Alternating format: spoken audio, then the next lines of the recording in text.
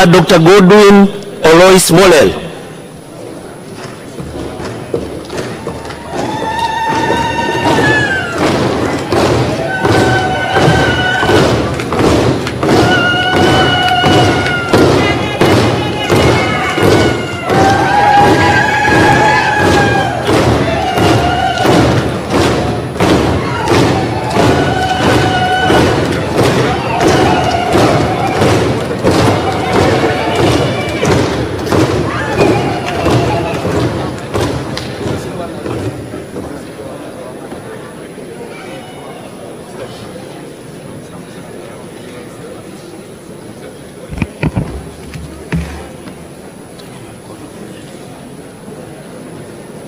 Mimi Godwin Olois Mollel naapa kwamba nitakuwa mwaminifu kwa Jamhuri ya Muungano wa Tanzania na kuitumikia kwa moyo wangu wote, na kwamba nitahifadhi, nitalinda na kuitetea Katiba ya Jamhuri ya Muungano wa Tanzania kwa mujibu wa sheria iliyowekwa.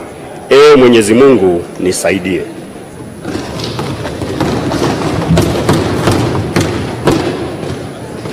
Mimi Godwin Olois Mollel kwa heshima kubwa ninaahidi mbele ya bunge tukufu kuwa nitakuwa mtiifu na mwaminifu kwa nchi yangu Tanzania, na kwamba ninaahidi kuilinda, kuitumikia na kuitetea Jamhuri ya Muungano wa Tanzania kwa nguvu zangu zote na moyo wangu wote.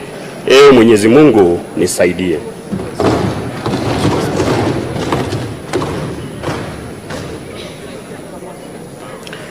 Mheshimiwa Zulfa.